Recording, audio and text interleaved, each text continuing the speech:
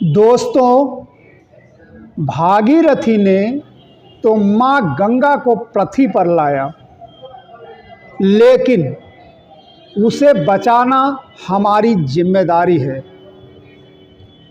आज नदियाँ गंदगी, प्लास्टिक, केमिकल और गंदे नालों से जूझ रही हैं। जो नदी कभी स्वास्थ्य, पवित्रता और जीवन का प्रतीक थी, वो आज मदद की पुकार कर रही हैं। अगर हम सब एक बोतल कचरा ना फेंकें, एक पौधा गंगा किनारे लगाएं, एक दिन साफ सफाई की सेवा करें, तो भागीरथ का सपना फिर से जी उठेगा। गंगा सिर्फ नदी नहीं, हमारी संस्कृति, हमारी पहचान और हमारा भविष्य है। पर्यावरण की पूरी चेन नदी से ही शुरू होती है और नदी धर्म, विज्ञान, पर्यावरण, इसे बचाना क्यों जरूरी है? दोस्तों, सच कहें तो नदी सिर्फ पानी नहीं, हमारा पूरा जीवन है।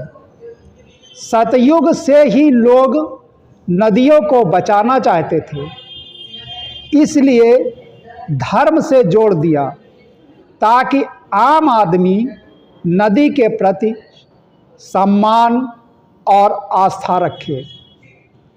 नदी को माँ कहा गया है, पूजा हुई है, स्नान को पवित्र माना गया, ताकि कोई नदी को गंदा ना करे, उससे प्यार करे, उसकी रक्षा करे। लेकिन नदी सिर्फ धर्म की वजह से जरूरी नहीं है।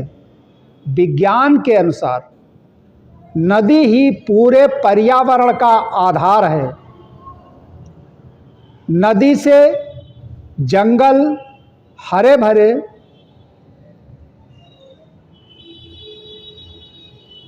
विज्ञान के अनुसार नदी ही पूरे पर्यावरण का आधार है। नदी से जंगल हरे भरे रहते हैं, खेतों को पानी मिलता है, भूजल भरता है और मौसम संतुलित रहता है।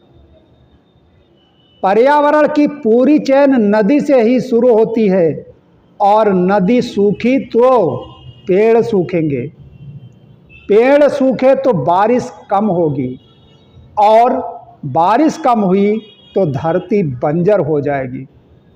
लेकिन अफसोस, आज हम ही अपनी नदियों को बीमार कर रहे हैं। प्लास्टिक, केमिकल, नालों का पानी, ये सब नदी को धीरे धीरे मार रहा है। और याद रखना, नदी मरेगी तो पर्यावरण भी मर जाएगा। इसलिए अब जरूरी है कि हम धर्म की आस्था, विज्ञान की समझ और पर्यावरण की जिम्मेदारी, तीनों को मिलाकर चलें।